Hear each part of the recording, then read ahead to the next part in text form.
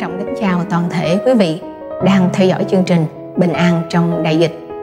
Kính thưa quý vị, tính đến nay, cuối tháng 10 năm 2021, dịch bệnh Covid-19 vẫn đang hoành hành trên khắp thế giới. Mỹ là nước có số ca nhiễm cao nhất thế giới, kế đến Anh, Nga, Brazil, Ấn Độ và một số quốc gia khác đang có số ca nhiễm tăng vọt, đáng báo động. Kính thưa quý vị, về số ca tử vong, Mỹ vẫn là nước dẫn đầu thế giới, kế đến là Nga. Hai quốc gia này đã ghi kỷ lục mới kể từ đầu dịch. Riêng Việt Nam và một vài quốc gia đang bước vào cuộc sống bình thường mới. Tại thành phố Sài Gòn đã tháo gỡ các chốt kiểm soát nội thành cùng các chốt kiểm soát ra vào cửa ngõ thành phố. Việc đi lại trở nên dễ dàng hơn. Các ca nhiễm và tử vong tại Sài Gòn cũng đã giảm. Thế nhưng một số tỉnh thành thì có chiều hướng tăng cao. Vì vậy, chính phủ đã khuyến cáo người dân không nên lơ là việc phòng chống Covid-19 cũng như phải thực hiện nghiêm túc các chỉ thị được đề ra.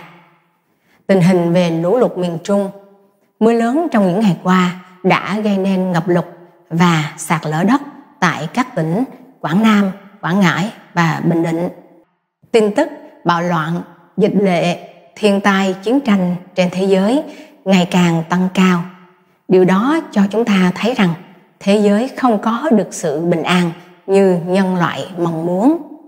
Con người vẫn thường kêu rằng chỉ có trời mới cứu. Nhân loại đã ý thức được chỉ có đấng tạo hóa mới có thể cứu con người ra khỏi mọi thảm họa. Kính thưa quý vị, ông trời là đấng tạo hóa, vẫn y nguyên trong sự vinh hiển và oai nghi của Ngài. Bây giờ chúng ta cùng nghe bài hát được mang tên Chúa sẽ do Cao Trí trình bày.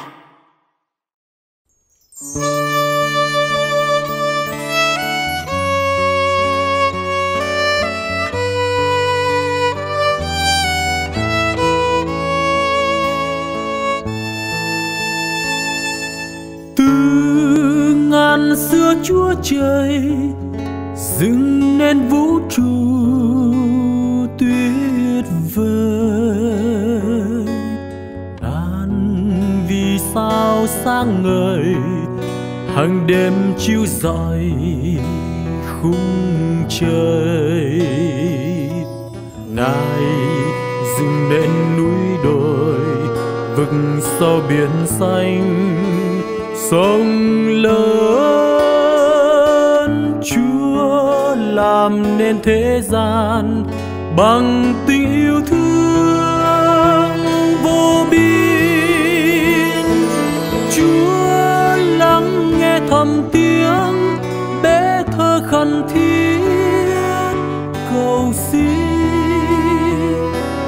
Chúa nắm tay dìu bước những ai đặt vững niềm tin. Chúa đoái thương tội nhân dù đi lạc lối xa nhà mà lòng khoan nhân. Chúa thứ tha.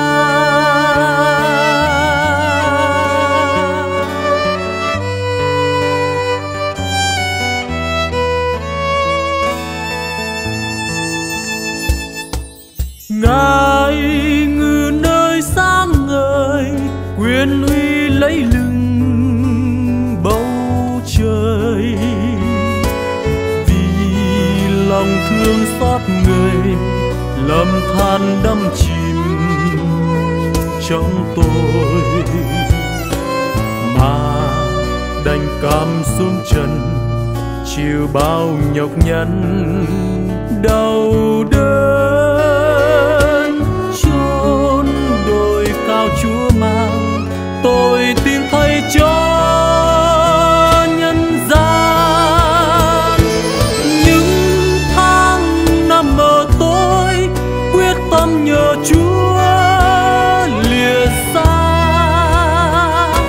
Hỡi những ai lạc lối, đến đây tôi lối được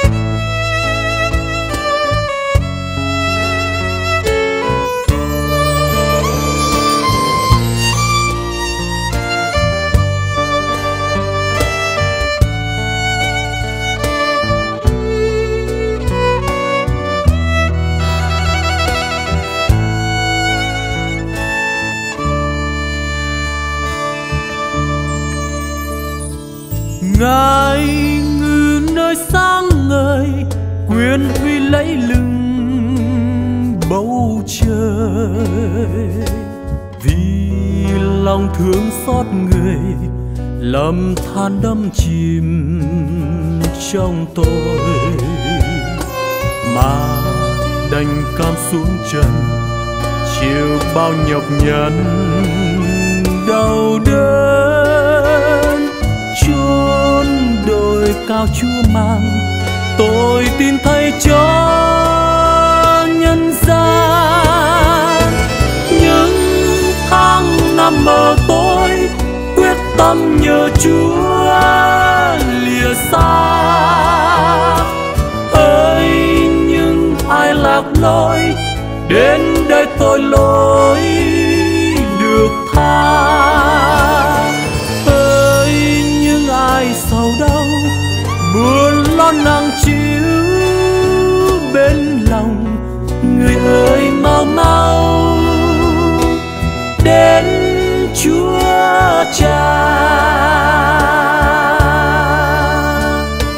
Ơi nhưng ai sầu đau, buồn lo nặng chịu bên lòng, người ơi mau mau đến Chúa Cha.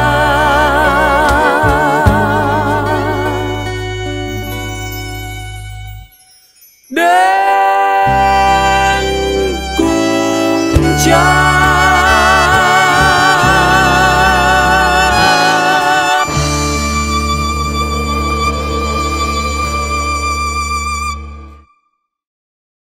Kính thưa quý vị, ý thức được Đức Chúa Trời là đấng tạo hóa. Những người tin cậy nơi Đức Chúa Trời, họ đặt lòng tin nơi Chúa. Họ bình an trao phó cuộc đời của mình trong tay Ngài để nhận được sự chăm sóc, che chở và bảo bọc của đấng tạo hóa. Thánh Kinh là lời của Đức Chúa Trời được chép trong Ê-sai đoạn 26 câu 3. Người nào để trí mình nương cậy nơi Chúa, Ngài sẽ gìn giữ người trong sự bình an trọn vẹn. Và Giê-rê-mi đoạn 29 câu 11. Vì ta biết ý tưởng ta đối cùng các ngươi là ý tưởng bình an, không phải tai họa, để cho các ngươi có sự trông cậy trong lúc tuyệt vọng. Tạ ơn Chúa, tạ ơn đấng tạo hóa đã ban một sự tốt lành cho những người đặt lòng tin nơi Ngài. Và bây giờ chúng ta cùng đến với tiếng hát của Thị Trinh qua bài hát Tôi biết đấng nắm giữ tương lai.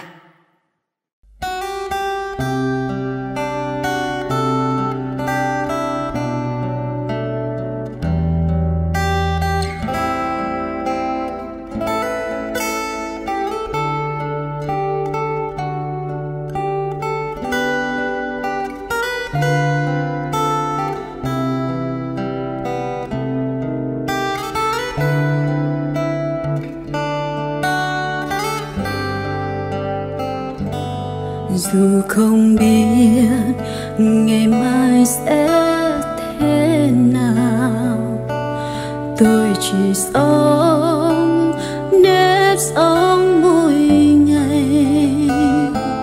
Tôi không mơ nơi sáng giàu huy hoàng, chân trời tím đổi thay nào hay. Lòng không lo ngày sau sẽ thế nào, tôi chỉ nghe tiếng Chúa nhu khuyên. Ta đang đi với con trong cuộc đời, vì ta biết trước con mỗi điều.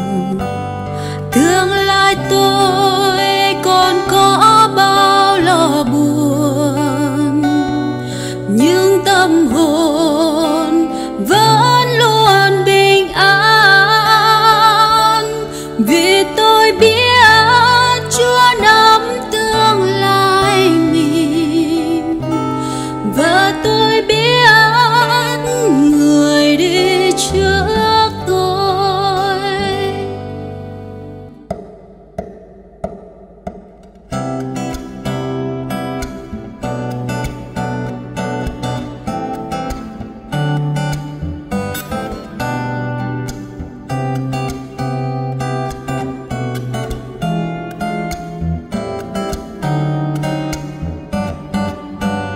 Đời tôi nay ngày tươi sáng hơn nhiều, chân dường như bước nơi thiên thành. Trên vai tôi bao gánh nặng vãi dần, mây mờ biến tươi hơn đẹp hơn. Tại nơi đó vầng quang Chúa không tàn, không còn tiếc, không than đau buồn. Muôn vinh quang vây quanh tôi không rời, tình yêu Chúa thấm thiết dần tràn. Dù không biết ngày mai sẽ thế nào, sẽ nghèo đói hay sẽ luôn no lành, như chim kia Chúa đêm ngày dắt dịu. Tâm tình Chúa trên tôi đẹp sao, đường tôi đi dù gặp lắm nguy nan, trong lửa cháy nước tuôn ngập tràn. Nhưng Giêsu giúp tôi trong mỗi đường, đời tôi luôn sống trong an lành. Tương lai tôi còn có bao lo buồn, nhưng tâm hồn vẫn luôn bình an, vì tôi biết Chúa nắm tương lai mình, và tôi biết người đi trước tôi. Tương lai tôi còn có bao lo buồn, nhưng tâm hồn vẫn luôn bình an, vì tôi biết Chúa nắm tương lai mình, và tôi biết người đi trước tôi, vì tôi biết Chúa nắm tương lai mình, và tôi biết người đi trước tôi.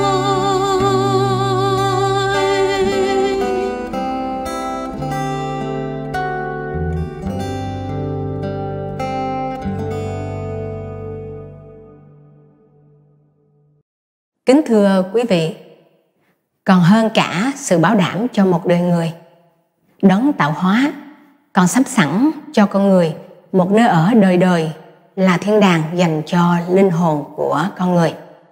Thiên đàng là nơi ở đời đời dành cho những con người được trấn án về tội lỗi, gọi là thánh nhân. Đối lập là hỏa ngục dành cho tội nhân. Thánh kinh Roma đoạn 3 câu 23 chép: vì mọi người đều đã phạm tội, thiếu mất sự vinh hiển của Đức Chúa Trời. Đã làm người thì ai cũng phạm tội cả. Như vậy thì chúng ta làm sao đủ tiêu chuẩn để được vào thiên đàng đây? Theo Hebrew đoạn 9 câu 22 thì theo luật pháp thì hầu hết mọi vật đều nhờ huyết để được sạch. Không có sự đổ huyết thì không có sự tha tội. Và hy vọng của chúng ta là đây. Giăng đoạn 3 câu 16: vì Đức Chúa Trời yêu thương thế gian đến nỗi đã ban Chúa Giêsu, hầu cho hễ ai tin Chúa Giêsu thì không bị hư mất đời đời nơi hỏa ngục, nhưng được sự sống đời đời nơi thiên đàng phước hạnh. Chúa Giêsu đã từ trời đến với thế giới này.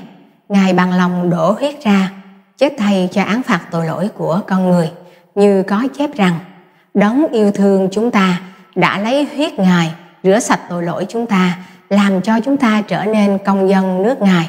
Khải Huyền đoạn 1 câu 6.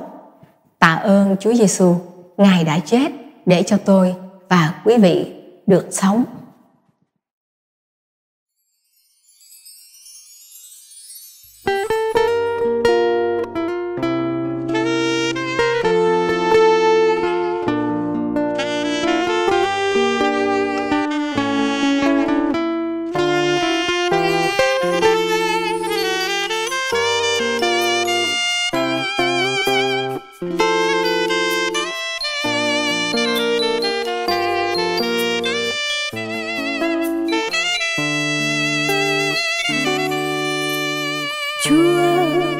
Ngài đã đến thế gian tìm cứu con. Dòng huyết Chúa tuôn đổ thay con rồi. Biết bao lần lòng con bối rối, bước trong đời tìm đâu lối đi bình yên, nhưng Giêsu Chúa đến cho con niềm tin. Chúa là ánh sáng soi trên mọi lối đi, và chân lý cho chính con muôn đời. Chúa Giêsu là nguồn nước sống, ở trong Ngài lòng luôn thỏa vui bình an. Con hằng nương trong cánh Ngài, và khi con thấu hiểu hết mọi điều, Chúa cam chịu thấy con rồi. Ôi huyết Giêsu tuôn trên đồi Gô-gô-tha vì tội con đó. Giờ đây con thấu hiểu hết mọi điều, chính Giêsu đưa con về bên Chúa Cha tình yêu nhân từ trong nước Ngài.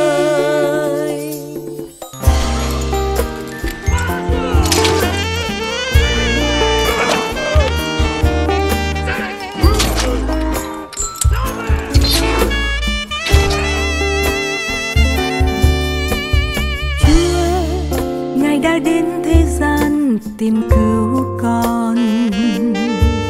Dòng huyết Chúa tuôn đổ thay con rồi.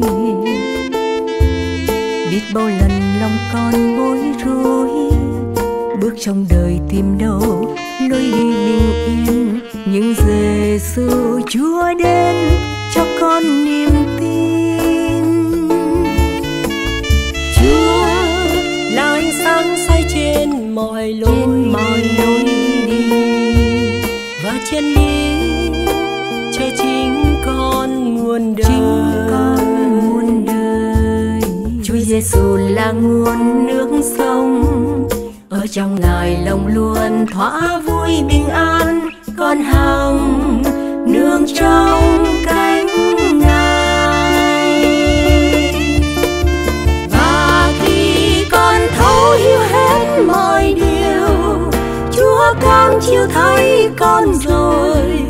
Ôi huyết Giêsu tuôn trên đồi Gô-gô-tha vì tội con đó.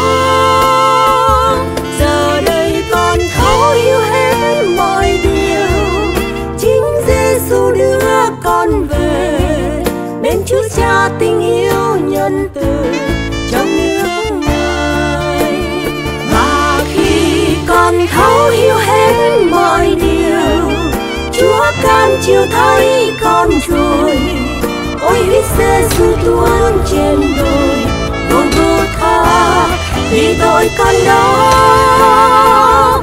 Giờ đây con thấu hiểu hết mọi điều, chính Giêsu đưa con về bên Chúa Cha tình yêu nhân từ trong nước Ngài.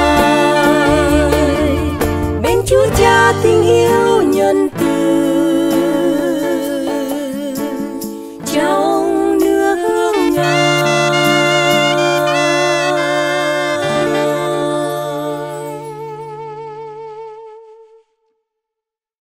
Sao-lơ, cũng gọi là Phao-lô, ông có mọi thứ trong tay: địa vị, danh vọng, học thức, quyền lực, sự giàu sang, cũng như tuổi trẻ. Thế nhưng khi ông nhận biết về tình yêu và sự cứu rỗi của Chúa Giêsu, ông đã nói: vì cớ Đấng Christ, tôi đã coi mọi sự lợi cho tôi như là sự lỗ vậy. Tôi cũng coi hết thảy mọi sự như là sự lỗ, vì sự nhận biết Đức Chúa Giêsu Christ là quý hơn hết. Ngài là Chúa tôi, và tôi vì Ngài mà liều bỏ mọi sự lợi đó. Thật, tôi xem mọi điều như là rơm rác, hầu cho được chính Chúa mà thôi. Philip đoạn 3 câu 7 câu 8.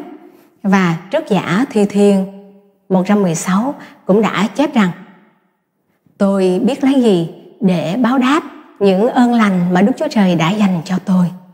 Thật, khi trải nghiệm về tình yêu và sự cứu chuộc của Thiên Chúa dành cho mình, họ nói như con nợ Chúa cả cuộc đời.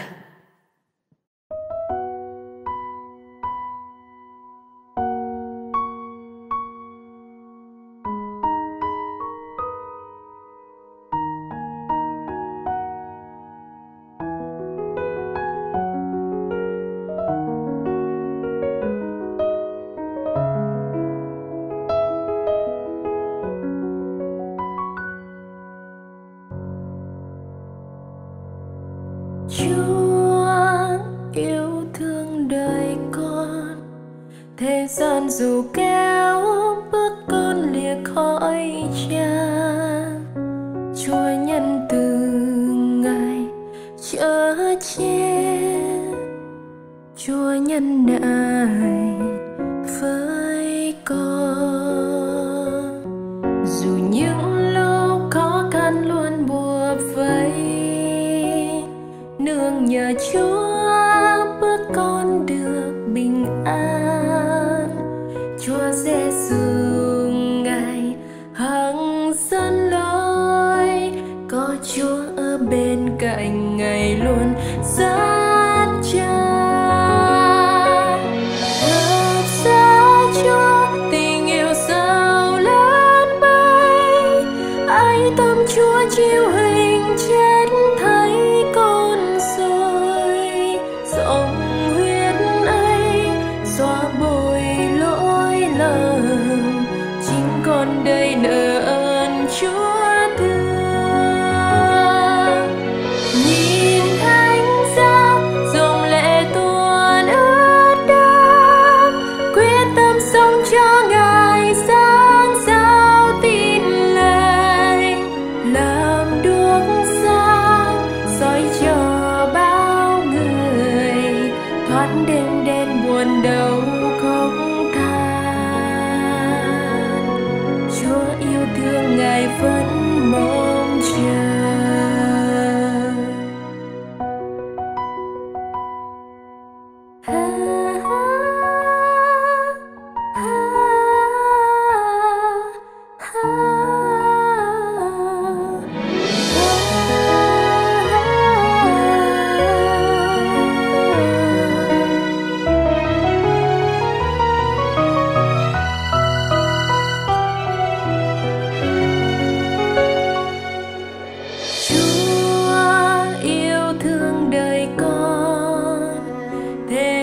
Dù kéo bước con lìa khỏi Cha, Chúa nhân từ Ngài chở che, Chúa nhân nại với con.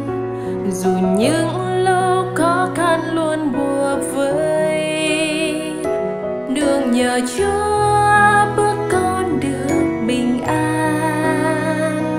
Chúa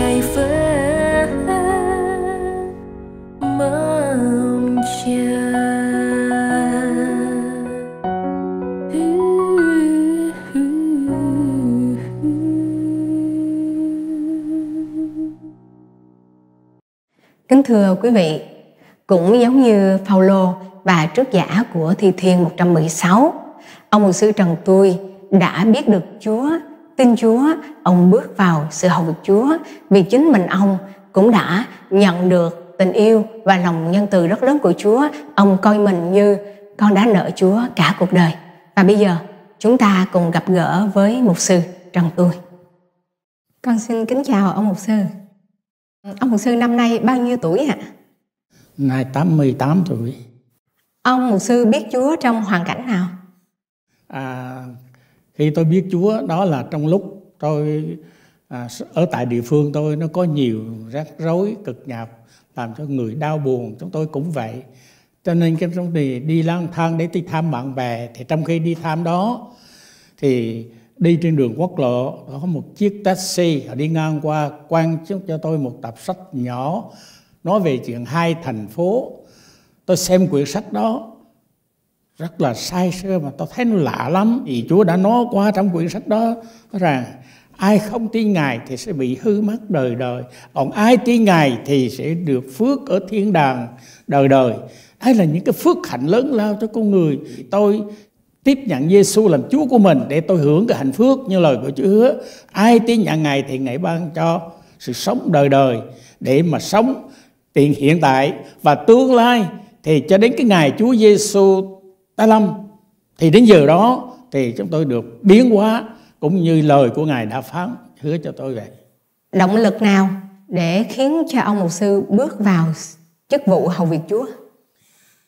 Vì khi tôi đã đọc được cái quyển sách đó, rồi sau này tôi mượn được quyển đến nhà thờ để mượn quyển Kinh Thánh để mà đọc, thì tôi thấy lời của Chúa mà Ngài đã nói rằng hễ ai tin thì được sự sống đời, ai không chịu tin thì sẽ bị hình phạt nơi hồ lửa quả ngục đời đời.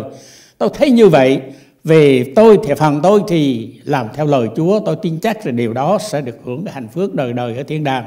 Còn đồng bào của chúng tôi vô số người họ chưa biết được gì về vấn đề này, cho nên lòng tôi nóng nảy và tìm cách sẽ ra đi rao báo tin mừng bởi ơn điển của Ngài ban phước để cho được cứu trong danh của Chúa Giêsu. Đến kỳ tận thế thì Ngài sẽ kêu tất cả những người tin Chúa được sống lại để hưởng hạnh phúc đời đời ở thiên đàng với Chúa. Đó là phước hạnh quá, cho nên tôi không thể làm thinh được, mà đến đi cùng với bà con bạn hữu gia đình của tôi để nói cho đồng bào biết. Và cũng có một số người đã tiếp nhận Giêsu Christ làm Chúa của mình. Dạ. Ông mục sư đã bước vào chức vụ bao nhiêu năm rồi ạ? Hơn 60 năm rồi. Dạ.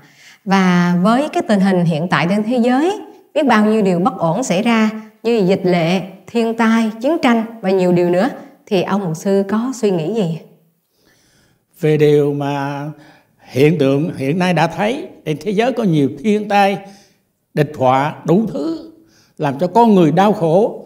Theo như tôi biết ở trong Kinh Thánh thì nó cho biết rằng trước cái ngày mà ôn dịch và chiến tranh, đói khát, khổ nạn đó trên thế giới, đó là báo hiệu cho Ngài Chúa Giêsu trở lại để cứu mà những người tin nhận Giêsu Christ làm cứu Chúa của mình. Và thưa quý vị thân hữu và đồng bào, tôi được biết về tình thương của Chúa, vì quyền năng của Ngài, vì là Chúa tạo nên vũ trụ này, cho nên Ngài yêu thương con người. Cho nên Kinh Thánh đã nói rằng Đức Chúa Trời yêu thương thế gian đến nỗi đã ban con một của Ngài là Chúa Giêsu Christ đến thế gian để đổ huyết ra thế mạng cho con người, hầu cho hễ ai tin Ngài thì sẽ được sự sống đời đời. Một sự phước hạnh đời đời quý báu vô cùng. Dạ. Còn về sự tỉnh thức để đón Chúa trở lại thì như thế nào? Ông mục sư có thể khuyên. Tỉnh thức để đón Chúa trở lại như lời của Ngài đã phán hứa. Vậy thì ngày nay những con dân của Chúa sẽ tiếp nhận Giêsu, thờ phượng Đức Chúa Trời và giữ cái đức tin của mình và giữ cái sự thờ phượng Chúa của mình suốt trọn cả cuộc đời của mình, hoặc là từ nay cho đến ngày Chúa Giêsu tái lâm. Thế thì chúng ta sẽ được hưởng phước đúng như lời Kinh Thánh của Chúa đã phán hứa. Thưa ông mục sư, còn về việc mà chúng ta rao báo tình yêu của Chúa để cứu người, vì Chúa báo trước sẽ có sự trở lại, mà trước khi Ngài trở lại thì nhiều cái điều kinh khiếp xảy ra, tai nạn rất là lớn, nào là ôn dịch, nào là chiến tranh, đói kém, Đó, những điều đó thì Chúa báo trước để cho chúng ta sửa soạn và chuẩn bị. Như vậy thì để cho đồng bào được chuẩn bị, để cho sẵn sàng đến cái ngày Chúa Giêsu đến, không có một người nào bị bỏ sót lại trên trần gian này. Để cho đồng bào của chúng ta tất cả đều nghe, đều biết được, hầu cho tới cái ngày đó mà khi Chúa đến thì tất cả đồng bào chúng ta cũng được cứu. Nếu ai đó chưa được cứu, chắc lòng của chúng ta đau xót lắm. Khi chúng ta tiếp nhận Giêsu làm Chúa của mình thì đương nhiên chúng ta được phước. Thì cái phước đó chúng ta không có thể giấu đi, không có thể bỏ đi, mà chúng ta đem cái phước này đến cho đồng bào, những người chưa nghe, chưa biết, để cho đồng bào chúng ta cũng tiếp nhận thờ phượng Chúa như tôi đã tiếp nhận thờ phượng Chúa và đi ra rao truyền. Đó, như tối hôm nay quý vị đã nghe đây, đây là một cái chương trình mà tôi thực hiện đúng cái sứ mạng mà Chúa giao phó cho hết thảy những người con của Chúa hay làm việc này, để hầu cho cả thế gian hiểu biết và để hầu cho họ nhờ đó mà được cứu rỗi. Đó là một phước hạnh rất là lớn lao. Mọi sự đã được ứng nghiệm với lời Kinh Thánh chép để cho chúng ta biết rằng ngày Chúa Giêsu sắp trở lại, kết thúc thế giới này và đón những người con của Chúa để hưởng thiên đàng phước hạnh. Như vậy thì ông mục sư có lời khuyên gì đối với quý khán giả ạ? Dạ, kính thưa đồng bào và quý tín giả, tối hôm nay thật chúng tôi vui mừng vì được gặp quý vị. Đó, vì sao vui mừng? Là vì có cơ hội để trình bày về cứu Chúa. Cứu Chúa một đấng đã đến trong trần gian này, đã chết thế cho hết thảy nhân loại, trong đó có tôi và quý vị. Thì bây giờ Chúa ban cho chúng ta một cái ơn, hễ ai tiếp nhận Ngài, thờ phượng Ngài, đó là Chúa Giêsu, thì sẽ được Chúa tha tội và Chúa ban ơn cho sự cứu rỗi. Và trong khi chờ đợi từ đó thì chúng ta trung tín đi thờ phượng Chúa, giữ đức tin mình, hầu cho cái ngày của Chúa đến không có một ai bị bỏ sót lại, mà tất cả chúng ta hưởng thiên đàng vinh hiển mà chính Chúa đã ban tặng cho con người của chúng ta. Đó là mong muốn hết lòng. Ước mong rằng lời này đã được đi sâu vào tâm linh của quý vị đồng bào của chúng ta tối hôm nay, để tiếp nhận Giêsu làm Chúa của mình, hầu cho được sống trong ơn của Chúa như lời của Chúa ước mong. Cảm ơn quý vị khán giả đã lắng nghe và cầu xin Chúa ban phước trên tất cả quý vị. Con xin cảm ơn ông mục sư đã dành thời giờ đến đây với chương trình. Cầu xin Đức Chúa Trời ban phước trên mục sư, trên ông bà và cả gia đình.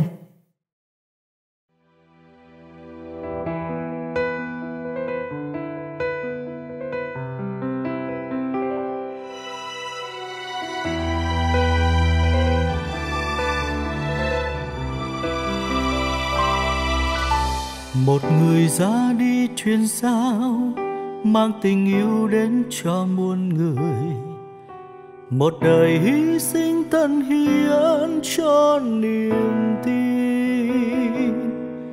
Và thời gian dẫu có qua màu, và mái tóc dẫu có bạc màu, thì người vẫn đi mang chân lý đến mọi nơi. Hầu việc Cha trên trời cao là niềm vui sướng trong cuộc đời. Lời người luôn luôn dạy khuyên tôi nào quên. Hầu việc Chúa dẫu lúc gian truân, nhờ cậy Chúa chờ có nản lòng, và luôn vững tin tạ ơn Chúa trong mọi điều. Tôi sẽ hát lên cho tâm lòng người hầu việc Chúa. Tôi sẽ hát lên vì trần gian còn nhiều tội nhân. Tôi sẽ hát lên cho tâm lòng người hầu việc Chúa. Trọn cuộc đời dựng xây vượt qua Chúa Trời.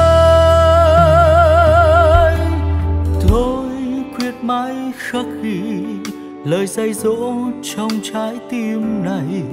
Nguyện xin Chúa Cha luôn ban phước cho người bình yên.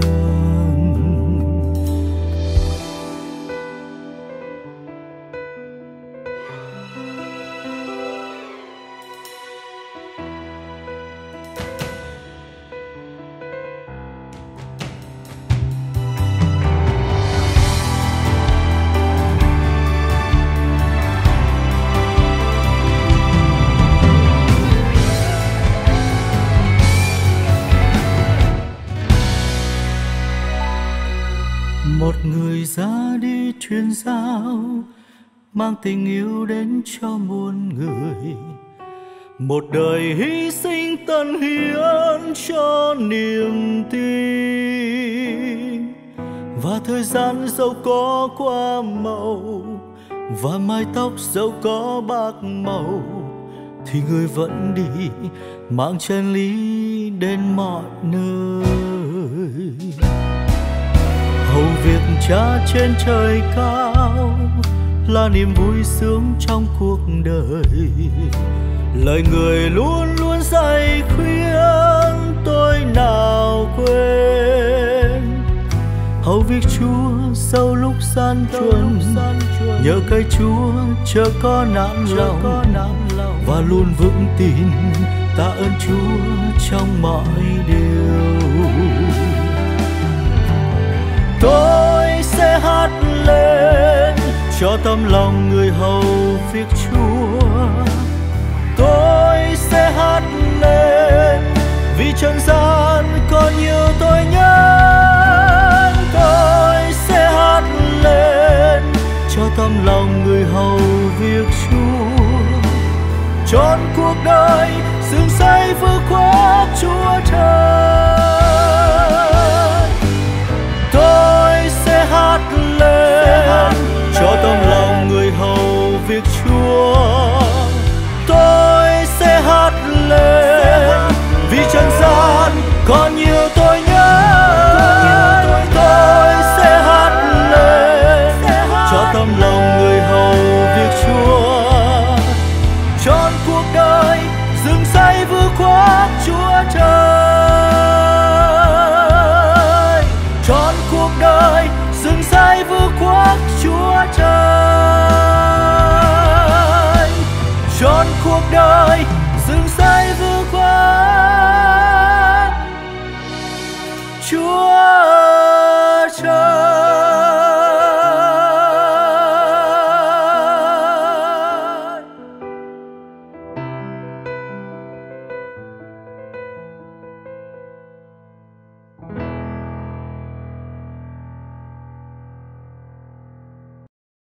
Thưa quý vị, có khởi đầu sẽ có kết thúc. Khởi nguyên đấng tạo hóa đã tạo dựng nên vũ trụ này, và Ngài đã có chương trình kết thúc nó. Như có chép rằng, sự cuối cùng của muôn vật đã gần, vậy hãy khôn ngoan, tỉnh thức mà cầu nguyện. Phi-e-rơ nhất đoạn 4 câu 7. Và bây giờ tôi xin trích đọc một số câu Kinh Thánh trong Luca đoạn 21. Chúa Giêsu phán dạy về ngày sau rốt rằng: Dân này sẽ dấy lên nghịch cùng dân khác, nước nọ nghịch cùng nước kia, sẽ có sự động đất lớn, có đói kém và dịch lệ trong nhiều nơi. Sẽ có các điềm lạ trong mặt trời, mặt trăng cùng các ngôi sao. Còn dưới đất, dân các nước sầu não rối loạn, vì biển nổi tiếng om sòm và sóng đào. Người ta nhân trong khi chờ đợi việc hung dữ xảy ra cho thế gian thì thất kinh mất vía, vì các thế lực trên trời sẽ rúng động. Bấy giờ thiên hạ sẽ thấy Đức Chúa Giêsu dùng đại quyền đại vinh mà ngự đến trên đám mây. Chừng nào các việc đó khởi xảy đến, hãy đứng thẳng lên, ngước đầu lên, vì sự giải cứu của các ngươi đã tới. Vậy hãy tự giữ lấy mình, e rằng sự ăn uống quá độ, sự say sưa, sự lo lắng đời này mà làm cho các ngươi mê mẩn chăng? Và ngày ấy đến thình lình trên các ngươi như lưới bủa, vì ngày đó sẽ đến cho mọi người ở khắp mọi nơi trên mặt đất. Vậy hãy tỉnh thức luôn và cầu nguyện, để các ngươi tránh khỏi các tai nạn sẽ xảy ra. Vì sẽ có tiếng kêu lớn và tiếng của thiên sứ lớn, cùng tiếng kèn của Đức Chúa Trời, thì chính mình Chúa từ trên trời giáng xuống. Kìa, ngày đến giữa những đám mây, mọi mắt sẽ trông thấy, cả đến những kẻ đâm Ngài cũng trông thấy. Hết thảy các chi họ trong thế gian sẽ than khóc vì cớ Ngài. Vậy hãy tỉnh thức luôn, vì các ngươi không biết ngày nào Chúa mình sẽ đến. Có tiếng kêu lớn, tiếng thiên sứ, tiếng kèn vang rồi. Có mấy ai biết thức canh đón đón Chúa là vua trời. Tiếng Chúa vang mãi, hãy rao báo khắp mọi phương trời. Hãy mau mau nghinh đón Chúa Giêsu. Người ơi xin đừng quên, đừng ham thích thế gian này, vì vinh hoa trần gian rồi đây sẽ tiêu tan ngay. Nguyện linh Cha toàn năng, Ngài đưa dắt ta trên linh trình, trọn trên lối đi trong cuộc đời, hàng ngàn chứng mai về sau.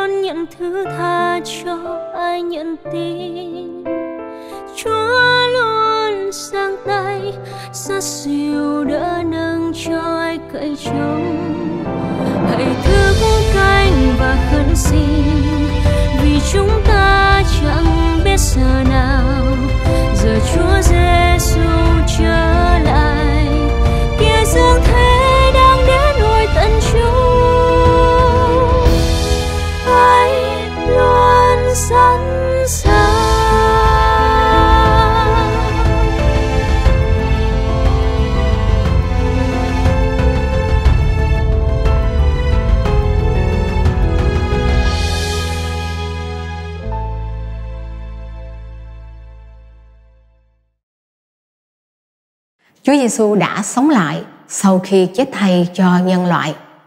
Và trước khi Chúa Giêsu về trời, Ngài đã nói rằng hãy đi khắp thế gian giảng tin lành cho mọi người. Mác đoạn 16 câu 15. Và Chúa Giêsu đã có lời hứa: này ta đến mau chóng và đem phần thưởng theo với ta để trả cho mỗi người tùy theo việc họ làm. Vâng, sự cuối cùng của muôn vật đã gần. Chúa Giêsu sẽ đến để đón chúng ta về với Ngài nơi thiên đàng phước hạnh. Vậy, chúng ta hãy cùng nhau thực hiện đại mệnh lệnh của Chúa.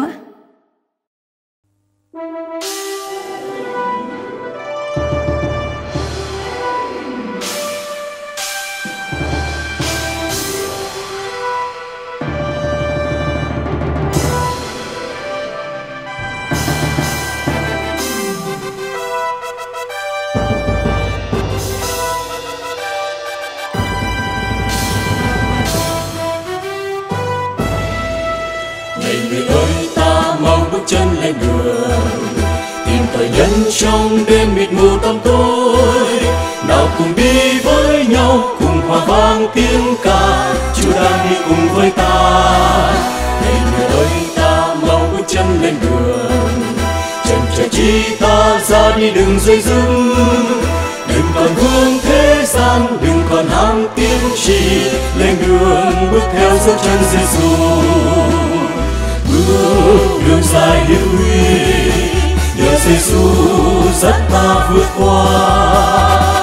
Dưới trời hừng nắng mưa, cầm tay Chúa bước đi bình an. Này người ơi, ta mau bước chân lên đường, cùng kề vai tương lai ta đồng gánh vác. Dù ở nơi khó khăn, dù gặp bao hiểm nguy, Chúa đang đi cùng với ta. Dùng tình yêu thương ta giúp cho mọi người, tìm thời nhân đưa mau về gần bên Chúa. Làm việc hăng hái lên, đừng sợ sức yếu mệt, lên đường Chúa thêm sức cho ta nhiều. Hãy hướng về quê hương, niềm vui sướng vẫn đang chờ ta. Bóng dáng của quê hương đã thấp thoáng trên con đường xa.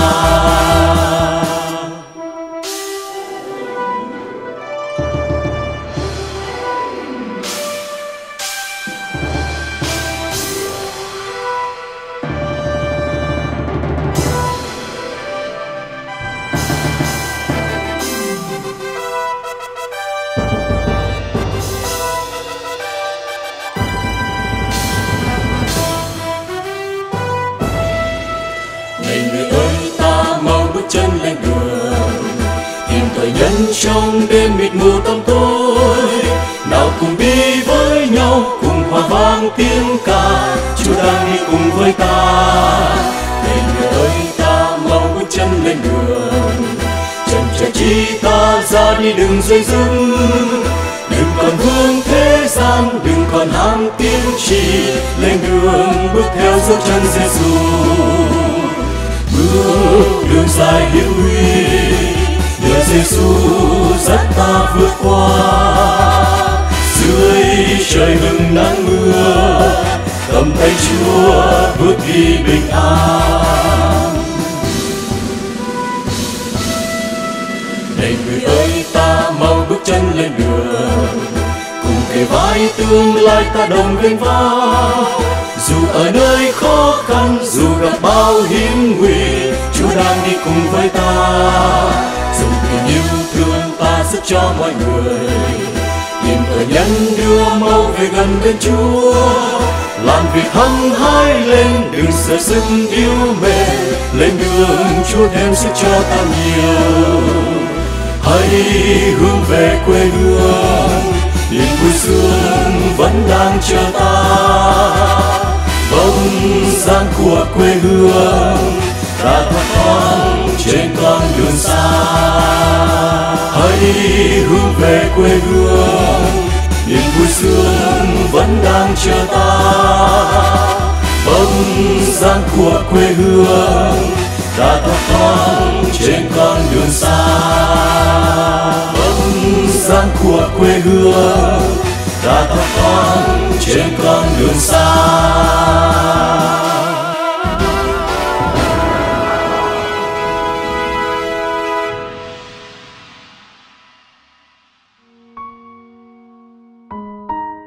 Xin chân thành cảm ơn toàn thể quý vị đã theo dõi chương trình. Xin chào tạm biệt và hẹn gặp lại.